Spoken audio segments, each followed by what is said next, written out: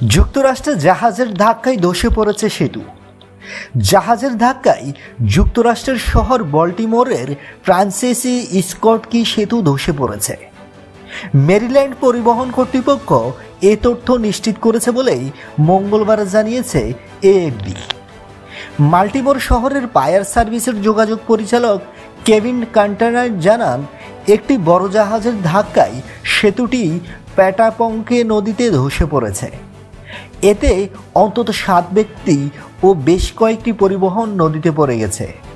তবে এখনও হতাহতের বিষয়ে আনুষ্ঠানিক কোনো তথ্য জানানো হয়নি। মেরিল্যান্ড পরিবহন কর্তৃপক্ষ সামাজিক যোগাযোগ মাধ্যম এক্সে পোস্ট করে জানায়, জাহাজের ধাক্কায় ধসে পড়েছে I-695 কি সেতু। সংস্থাটি মার্কিন অঙ্গরাজ্য মেরিল্যান্ডের বল্টিমোর শহরের নৌযান চালকদের প্যাটাপঙ্কে নদীপথ এড়িয়ে যেতে অনুরোধ করে এবং জায়গাটিকেই দুর্ঘটনাস্থল বলে অভিহিত করে। বন্ধুরা, নিত্য নতুন এক্সক্লুসিভ খবর রাখাবো সবার আগে পেতে বাংলা নিউজরুম চ্যানেলটি সাবস্ক্রাইব করে পাশে থাকা বেল আইকনটি অন করে দেওয়ার অনুরোধ রইল।